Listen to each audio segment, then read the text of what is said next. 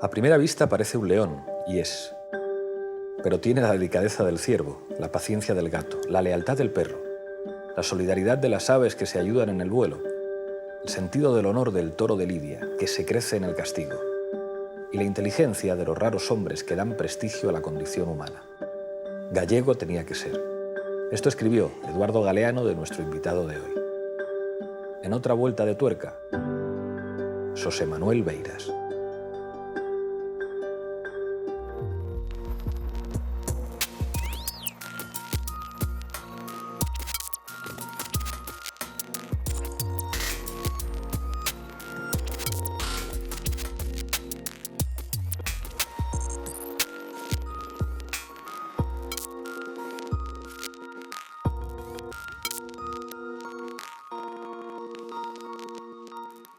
Xosé Manuel Beiras, bienvenido a otra vuelta de tuerca. Pues bienvenidos vosotros a mi propio espacio, porque me siento como en casa. Pues vamos a empezar, como siempre en este programa, por la infancia. Naces en 1936 con el Frente Popular, pero tienes una infancia muy especial. Leyendo sobre esto, he oído hablar de un personaje clave, Jesús Pereira, un profesor de la Institución Libre de Enseñanza que contratan tus padres. ¿Cómo es esto? Pues porque mi padre, que era un republicano liberal, pero nacionalista, del Partido Galeguista, no era de izquierdas, pero tampoco era un hombre de derechas, y sobre todo era antifascista. Entonces, yo no fui a la escuela pública ni a un colegio de curas porque no quería, aunque él era creyente. Y se puso de acuerdo con otros padres cuando yo tenía 7 años exactamente. Primero había aprendido a leer con una maestra en horas libres de ella, una maestra también republicana superviviente. Y entonces se puso de acuerdo con varios amigos para contratar a un maestro represaliado, don Jesús Pereira Vilariño, que estaba sin escuela, y para que nos preparase para el ingreso. Y de ahí nació un embrión de lo que fue luego una especie de cooperativa de padres que se fue ampliando, que se hizo muy compleja, cada vez más compleja, pero nosotros hicimos mi promoción, que era la primera, pues hasta los 14, 15 años, hasta el quinto curso de bachillerato, lo hicimos así, examinándonos por libre en el instituto. Y claro, esa impronta fue fundamental, porque era al comienzo, por ejemplo, por la mañana llegamos, pues lo primero era leer en círculo. No íbamos pasando un libro. Eran unos libros preciosos de la historia de la Grecia clásica, muchas de las cosas que aprendí entonces, las sé tal como las aprendí entonces. Después pues salíamos en las afueras de Santiago, recogíamos minerales o hacíamos pequeñas excursiones.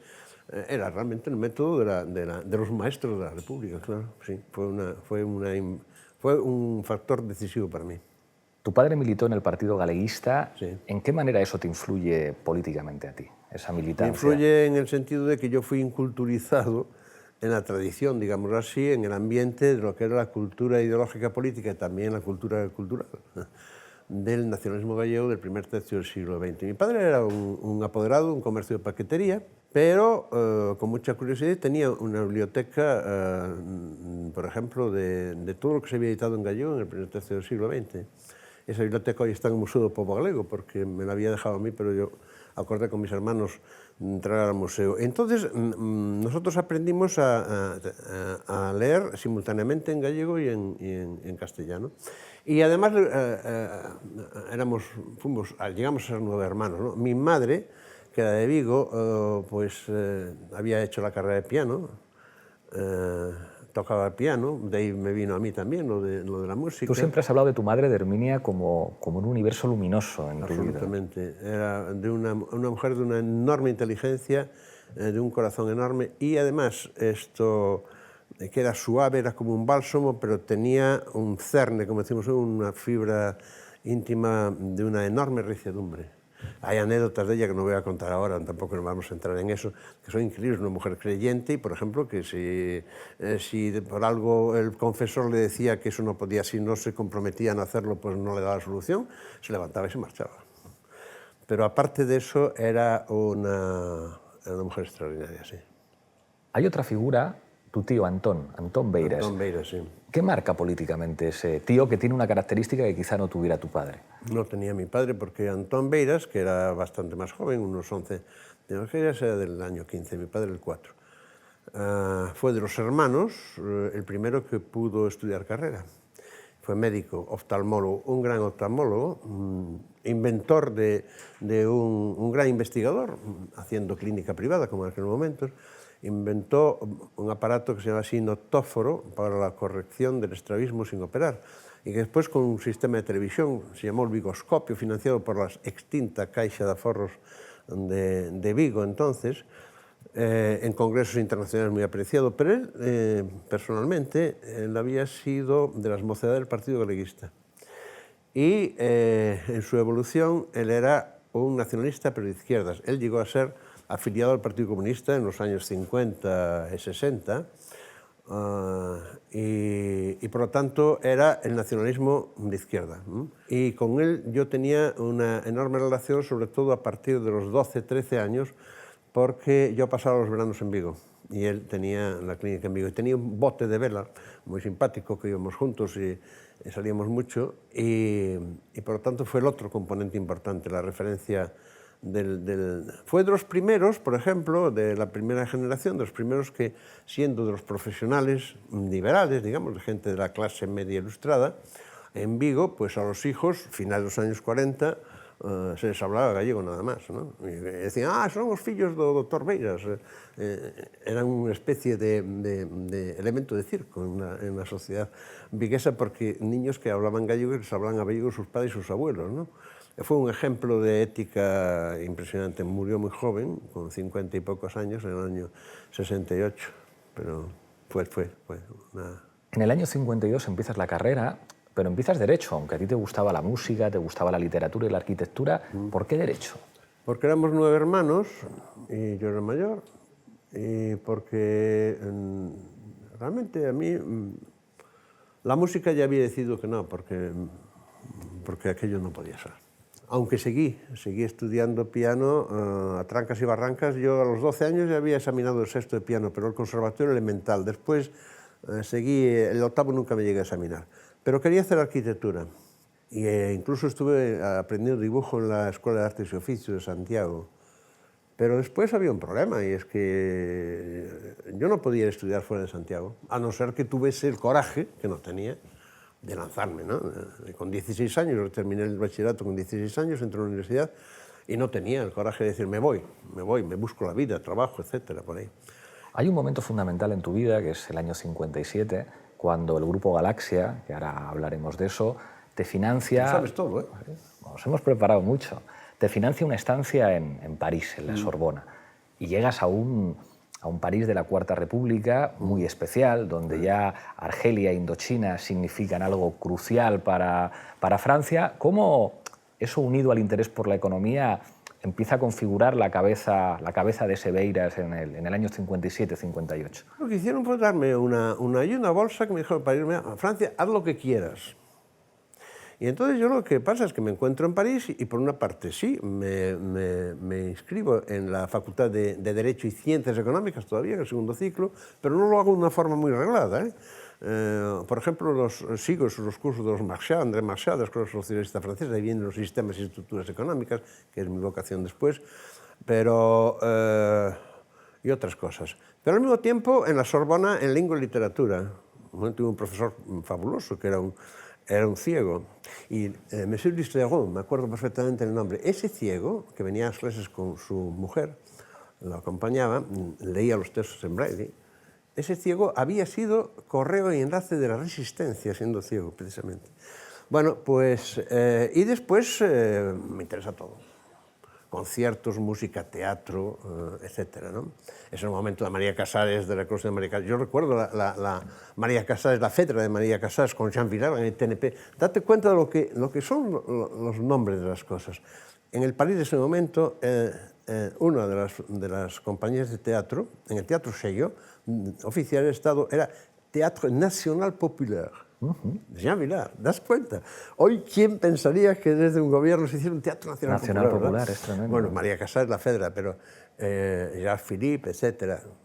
Eso y al mismo tiempo el ambiente político, lo que tú decías. Entonces, el final de la Cuarta República es el final del gobierno de Guy Mollet, todavía la SFIO, la Sección Française Internacional Obrera, ¿no?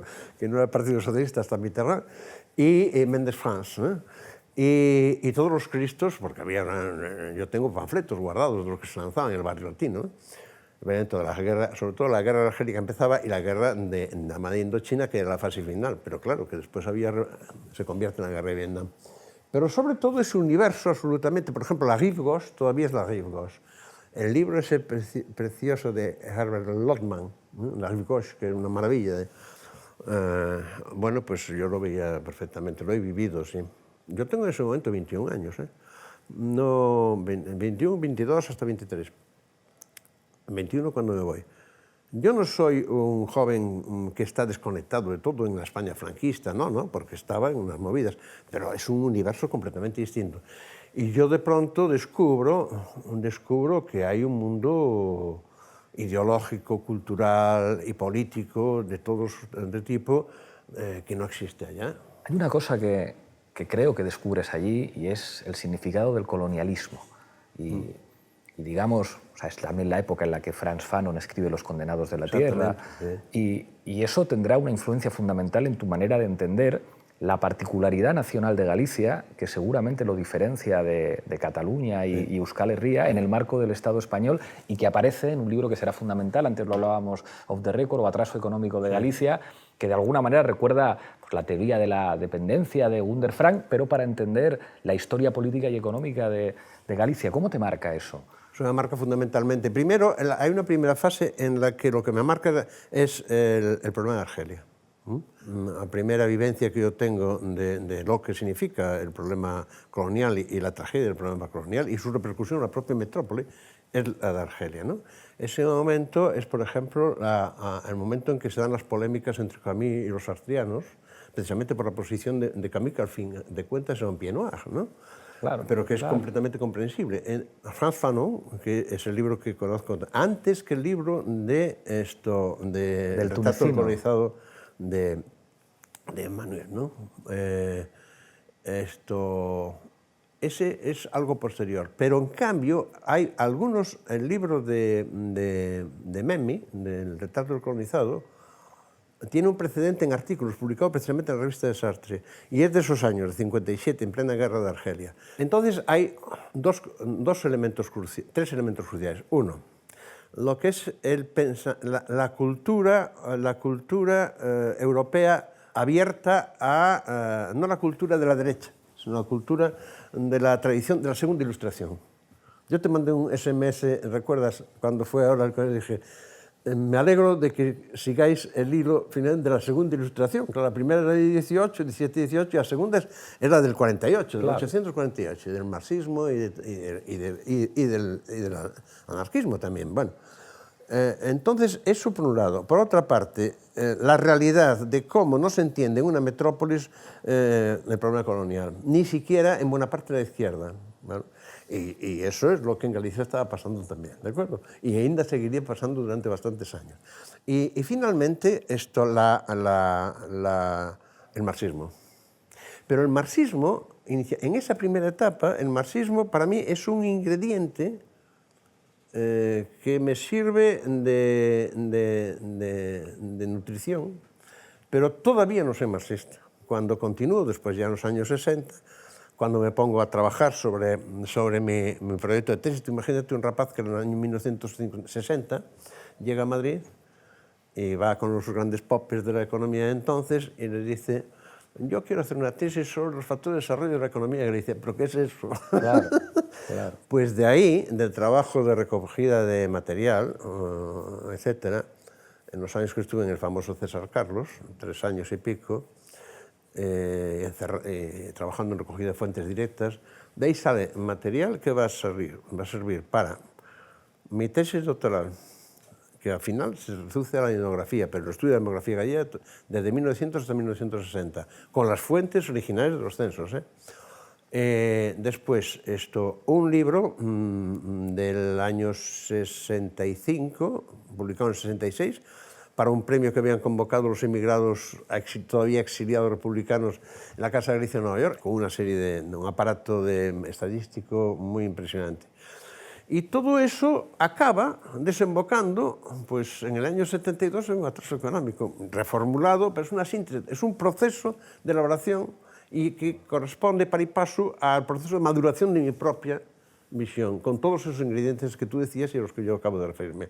Efectivamente, ya por ejemplo, este libro, recuerdo que la izquierda consabida, la izquierda divina, decía que este es un libro muy revisionista, que es un libro, además, este libro no es marxista, hay marxismo detrás de esto. Te quiero preguntar por tus clases de economía en Santiago, sí, que tienen algo de míticos, algunas se llenaban hasta con 600 estudiantes, de ahí se habló además de los Beiras Boys, como muchos discípulos tuyos, algunos con carreras políticas después muy sobresalientes, pero te quiero preguntar por una anécdota en el año 72, lo hablábamos antes off the record, cuando eres decano, medio por casualidad, y se producen las detenciones de varios estudiantes, tú tienes incluso que poner dinero para sacarles de la comisaría y todos te devuelven el dinero menos uno. No. Sí, pero bueno, eso no es la cuestión. En el curso 71-72, el decano, en Navidad es el decano, que era Luis Suárez Llanos, un catedrático de Derecho Mercantil, se marcha en un periplo por universidades americanas con Afonso Carbajo y otro profesor más. Y entonces me toca a mí decano en funciones, y es cuando las grandes huelgas de Vigo, Ferrol, los muertos, los asesinados de a Ponte das Pías, de Ferrolanas de Abazán, etc.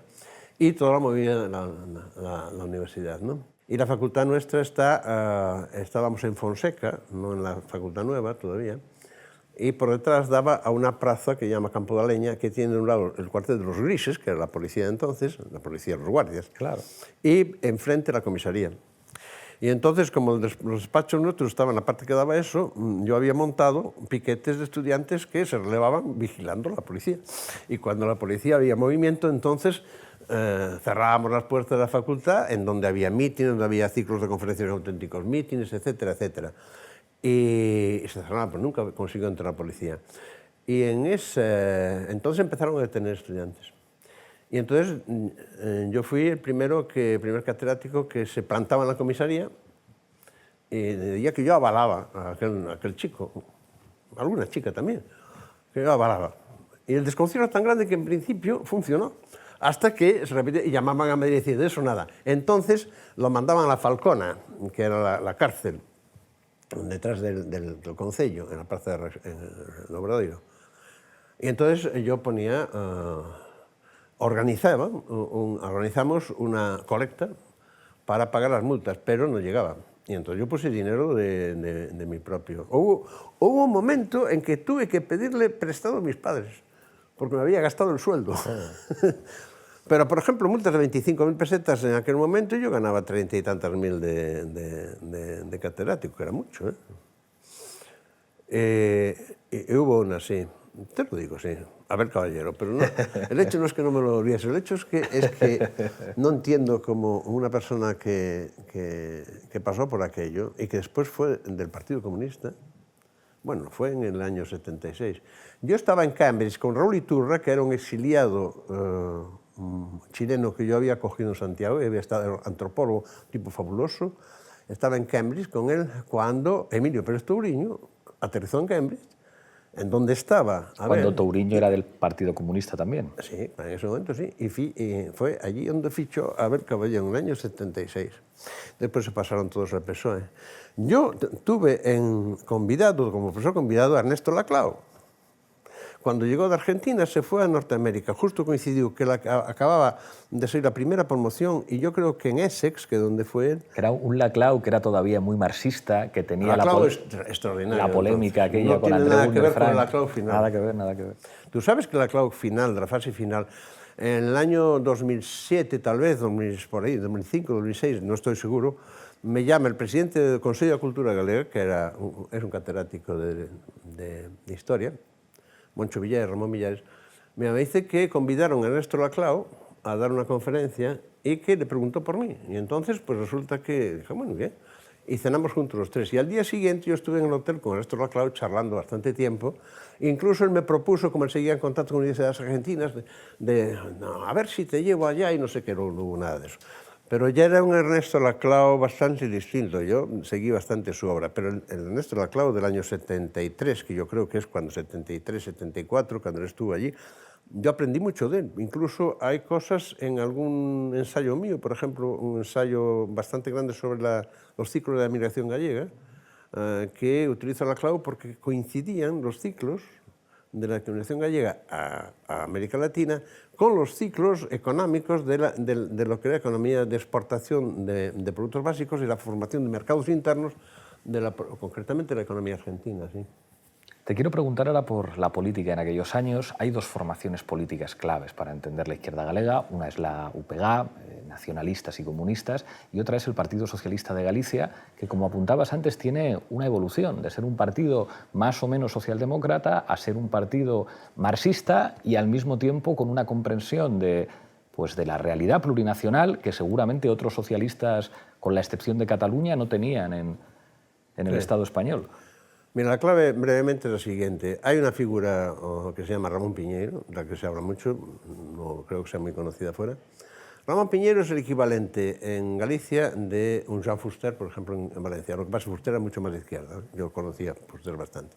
Ramón Piñeiro tiene, del grupo de Galicia, es el cerebro que tiene la concepción de que en Galicia lo que hay que hacer es montar organizaciones que sean la réplica en Galicia de las dos grandes internacionales de la posguerra y de la Guerra Fría, socialdemócrata y democristiana, ¿de acuerdo?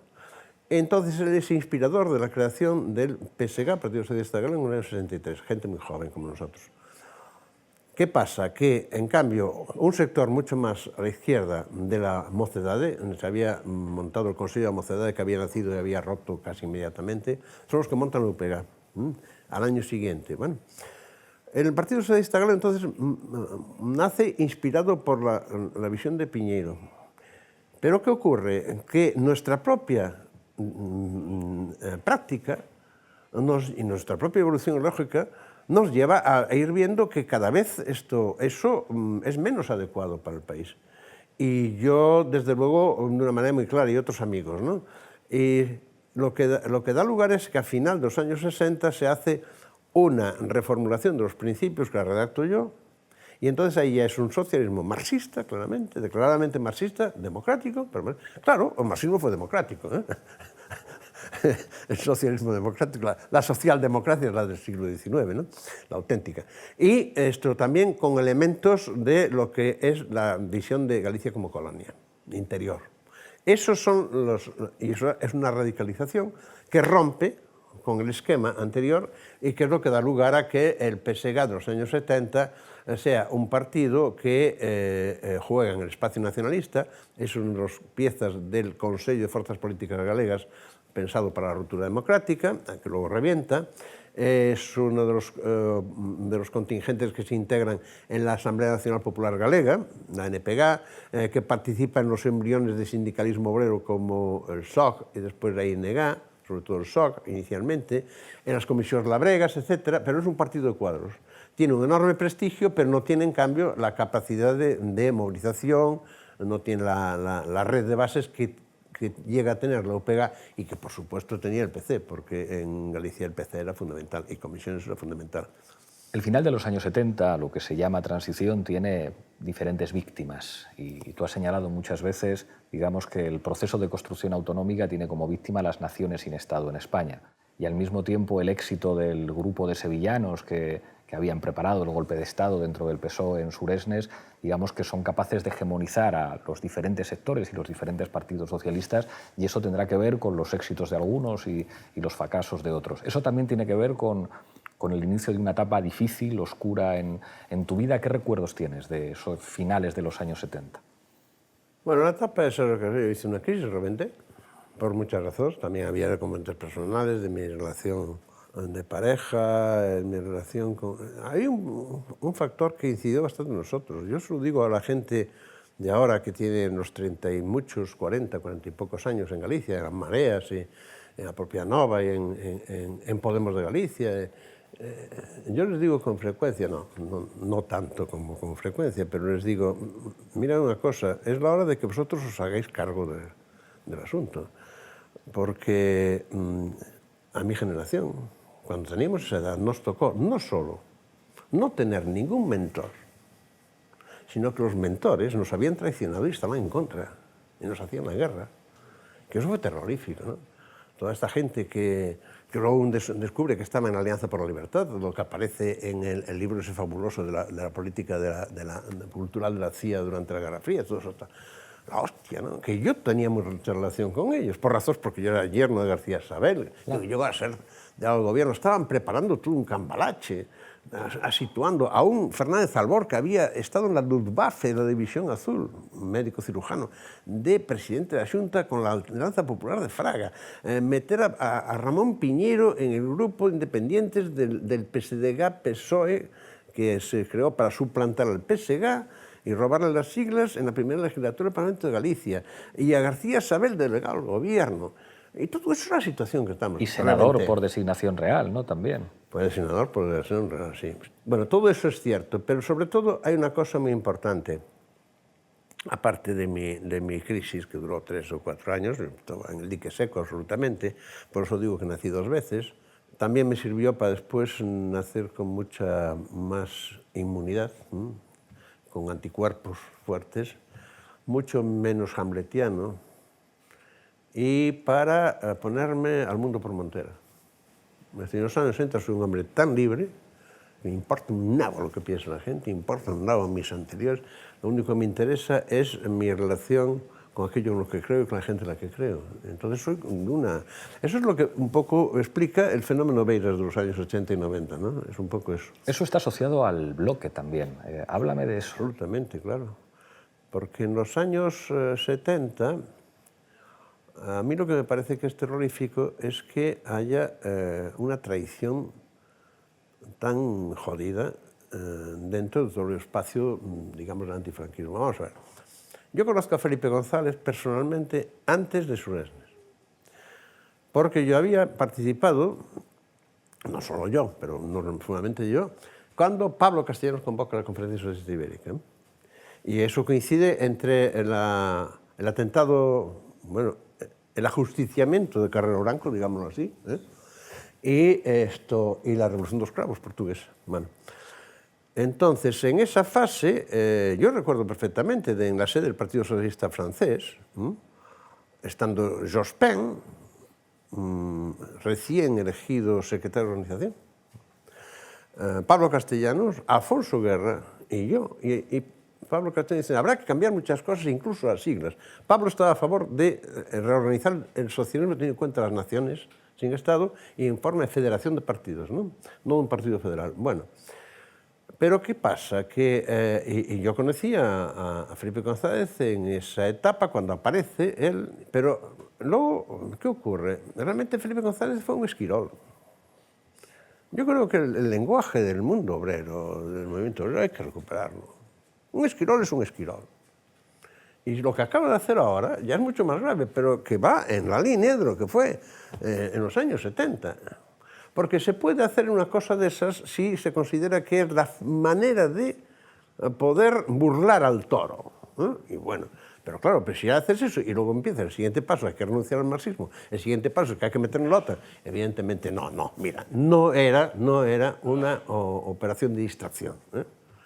Y entonces eso es grave porque fue una frustración brutal. Se echó una ducha brutal de agua fría sobre todo yo digo que hay un proceso preconstituyente que es el proceso cívico por la clave democrática.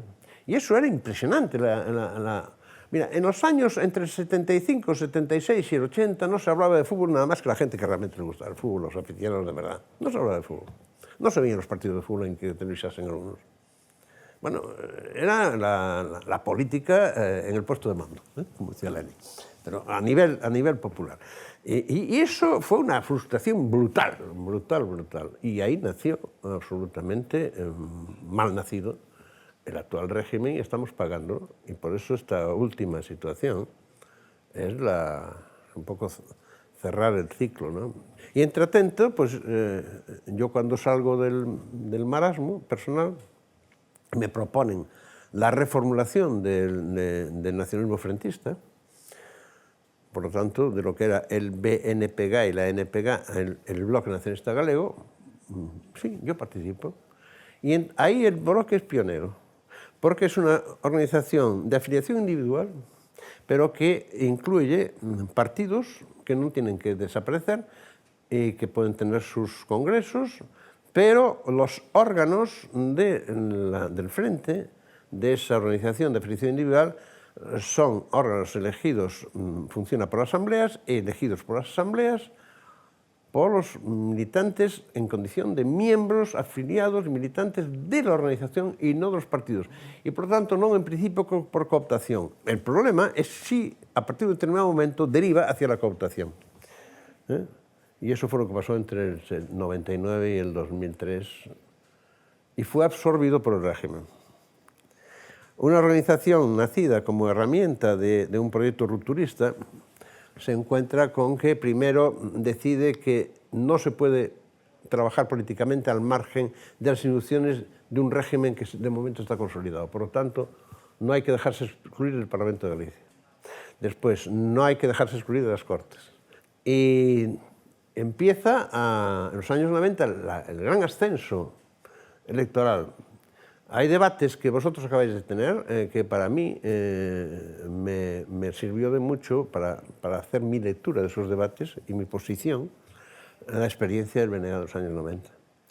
Es decir, pensar que se podía cambiar las cosas en las instituciones del enemigo cuando sabes que no vas a poder ser rotundamente mayoritario, entonces puede engancharte en un círculo que te acabe cogiendo el engranaje completamente y el bloque se convierte en una organización de declaraciones nacionalistas de autodeterminación, pero de una práctica política fundamentalmente institucional en las instituciones del régimen y autonómica y autonomista.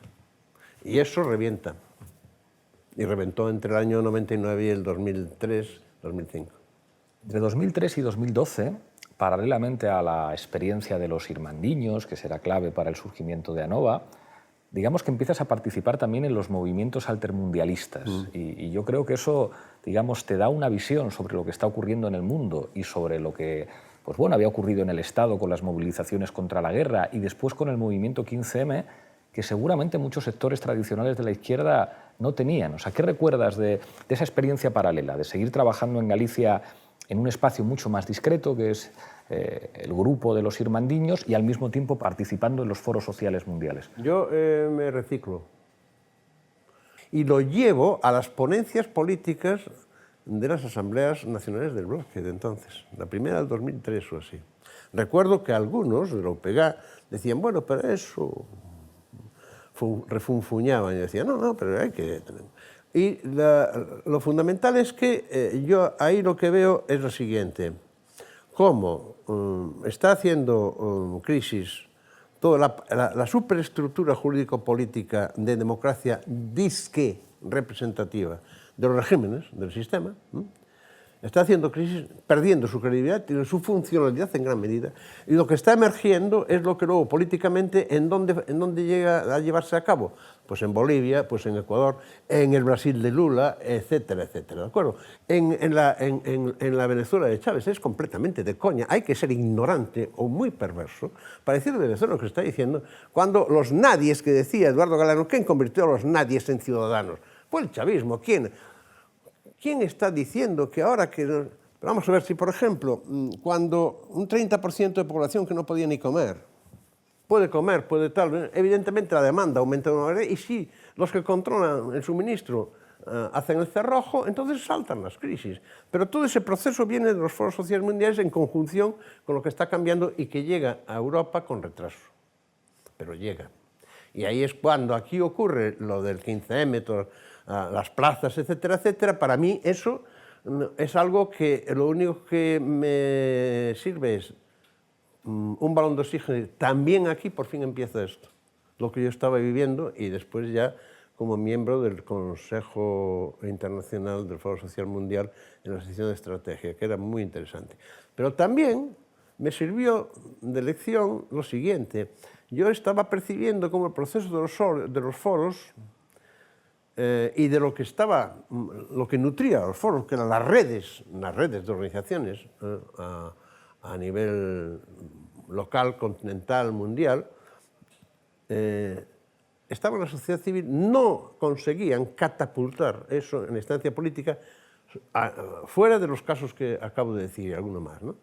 Y entonces decía, ahí lo que ocurre es que el movimiento de la rebelión cívica, la reorganización, del protagonismo de la ciudadanía como tal, eso tiene que encontrar la vía para catapultarse en instancia política con fórmulas nuevas, pero evidentemente con la conciencia de que estás en la sociedad política, como diría Gramsci, no en la sociedad civil, y ahí tienes que hacer política y hacerla teniendo muy claro quién es el enemigo principal. He tratado de explicar que el 15M tuvo una serie de traducciones electorales. Eso no quiere decir que nadie pudiera representar al 15M, pero que eso significó, digamos, una serie de señales de lo que estaba ocurriendo en la sociedad, y todo el mundo piensa que la primera traducción electoral fue Podemos. Yo digo siempre que la primera traducción electoral fue AGE, aunque, digamos, en muchos lugares del Estado español eso no se viera. ¿Cómo viviste una experiencia que sorprendió a todo el mundo? O sea, una cosa que surge, digamos, de grupos aparentemente muy pequeños y que en unas semanas eso se convierte en una marea de ilusión en Galicia con un resultado electoral que sorprendió a todo el mundo. Pues verás, por todo lo que hablamos hace un momento, y sobre todo hablé yo, porque me enrollo como una persiana, ya me conoces, evidentemente yo tenía muy claro que el problema del bloque es que estaba anquilosado, que se había perdido el proyecto estratégico y sobre todo la metodología inclusiva, ¿de acuerdo? Porque el éxito del bloque en los años 80 y 90 es que es inclusivo, absolutamente inclusivo. Es un mensaje con un núcleo clarísimamente, definidamente nacionalista, cuasi independentista, definidamente de una izquierda rupturista, pero al mismo tiempo es un discurso en el que todo el mundo de las clases populares se siente integrado. Eso es el gran secreto del BNG. Y es lo que pierde a partir de los comicios de 2005. Entonces, en el momento en que nosotros llegamos a la conclusión de que ya no hay nada que hacer en el bloque, que nos vamos, y que a continuación se promueve la formación de ANOVA mediante una serie de asambleas en autoconvocatoria, sin ningún documento previo, solo con dos postulados: izquierda rupturista con el ultraliberalismo y defensa de la identidad política y como sujeto político del pueblo gallego, de la nación gallega. Muy bien. Y eso, que va como un reguero de pólvora, en 3 meses hay 40 y tantas asambleas y se convoca una coordinadora, una asamblea constituyente en el 14 de julio del 2012. Y en ese momento, a los pocos días, el Día de la Patria, yo me lanzo a la piscina a ver si hay agua. Yo en ese discurso digo, y ahora es necesario pasar las fronteras, es necesario que los problemas cruciales que tiene en clave de clase la mayoría social del país y todo lo que está ocurriendo, todo eso hay que darle cauce, y eso es lo primordial, y ahí tenemos que entendernos los nacionalistas y los no nacionalistas de izquierda rupturista, a condición de que los no nacionalistas asuman y defiendan la identidad como sujeto político soberano del pueblo gallego. Y es lo que da nacimiento a AGE, porque el bloque no quiere saber nada, nos desprecia, otros andan que sí que no, pero con los comunistas no, porque había comunistas, y da lugar a alternativa a la izquierda. Claro, ¿qué ocurre? Que la prueba de que eso estaba siendo necesitado, deseado por sectores muy importantes, tú lo viviste en la campaña, cuando seguiste la campaña, participaste como asesor, bueno, pues en 15 días, 200 no sé cuántos mil votos, que si llega durante 15 días más, eso llega a los 400.000, ¿no? Yo creo que es una de las cuestiones en las que estamos trabajando en organizaciones políticas y sobre todo en órganos de dirección. Tenemos que tener procesos de reflexión constantes sobre este asunto. Casi siempre que se frustran procesos que empiezan con mucha dinámica y muy positiva, lo que ocurre es que acabamos haciendo las cosas que frustramos, no la ilusión, solo la ilusión, sino realmente la percepción que la ciudadanía más consciente tenía de lo que representábamos. Y por lo tanto que siempre hay que tener mucho cuidado de, ante todo, no defraudar a aquellos que apostaron, que te dieron un voto, que dieron un voto de confianza, porque no tenías nada, solo ofrecías trabajar y tenías una ética y unas ideas políticas de izquierda o nacionalistas o emancipadoras, tanto en el terreno social y en el individual como en el terreno de las realidades nacionales. Muy bien, ideas emancipadoras y compromisos. Eso no se puede nunca hacer nada que lo frustre. Y por eso, a mí lo que me preocupa más es cuando hay cuadros políticos que procedan o no de organizaciones anteriores, incluso si son cuadros de nueva gestación, que empiezan una práctica en que eso lo olvidan y que aplican muchas veces, caen en los vicios que se denunciaban de la vieja política, de la casta, y resulta que se reproducen. Eso es inevitable, pero eso es a lo que hay que prestar mucha atención, porque el ejemplo de Hague está ahí para eso. Hague acabó medio rompiéndose, algunos aguantamos para que no rompiese todo, pero de Hague surgieron otras cosas, como fueron después pues las alternativas que a partir de la eclosión de Podemos en las europeas, etcétera, pues da lugar, y las mareas, y lo que es En Marea ahora, y lo que es el Grupo Confederal.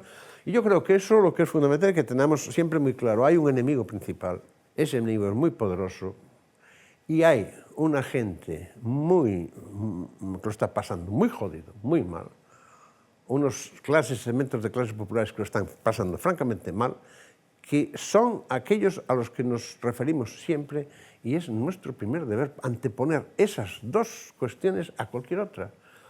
Primero, estamos al servicio de aquellos y por lo tanto hagamos aquello que esa gente necesita, aunque no estemos de acuerdo en 50.000 cosas. Y sobre todo sabemos que para conseguir ser útiles para esa gente hay que vencer al enemigo principal. Eso lo derrotamos si nos conjuramos. Es la conjura, en el sentido propio de la palabra, y clásico históricamente. Bueno, ya me enrollé otra vez. Estamos llegando al final, aunque es maravilloso que te enrolles. Nos queda el cuestionario y la rueda de reconocimiento. Empiezo por el cuestionario. ¿Quién fue un maestro o una maestra para ti? Jesús Pereira Vilariño. Maestra, mi madre, Herminia Torrado Moldes. Un referente político para José Manuel Beiras. No, Karl Marx. Me gusta. Que no llegó nunca a ser presidente nada. Una película. Una película. El salario del miedo. Un libro. Os camiños da vida de Otero Pedrallo, un fresco impresionante, un mural del siglo XIX gallego impresionante. Una canción. Oh, mi himno propio, personal. ¿Cómo se llama la canción esta argentina? Te vas a Alfonsina. Alfonsina, sí señor. Qué bonita, qué bonita. Ahora vamos ya con la rueda de reconocimiento. Unas poquitas palabras para definir a los nombres que te voy soltando. Castelao. Castelao era un inmenso artista que fue capaz de sacrificar su talento artístico en gran medida por un compromiso con su pueblo, en clave política, y que lo entregó todo. Albert Camus. Albert Camus es el hombre de los justes, de los justos. Albert Camus es el dilema entre la violencia legítima y el repudio absoluto de todo lo que es violencia. Simone de Beauvoir. La gran exploradora de la condición femenina. Manuel Fraga. Lo que dijo un viejo republicano después del exilio cuando le preguntaron: usted habrá conocido a muchos fascistas, ¿verdad?, en su vida. Dijo: sí, pero lo que se dice fascista lo piensa a la cabeza, solo conocí a dos. Uno, José Calvo Sotelo, y otro, Manuel Fraga Iribarne. Rosalía de Castro. un genio absolutamente en todas las dimensiones, literario, como mujer, feminista. Su novela El cabello de las batas azules es una cosa de una transgresión increíble y sobre todo es la mujer que se arriesgó a escribir en el idioma de la gente trabajadora, como decía su pueblo, de una gente trabajadora que era analfabeta y sobre todo analfabeta en el idioma que ella escribía. Por lo tanto, en principio no podía leer. Hay que tener arrestos para hacer eso. Y el último ya, Valle Inclán. Valle Inclán es el gran intérprete de la España primera restauración y por lo tanto pues es el hombre que en su alter ego, Max Estrella en Luces de Bohemia, pone aquella frase de que España es un corral nublado.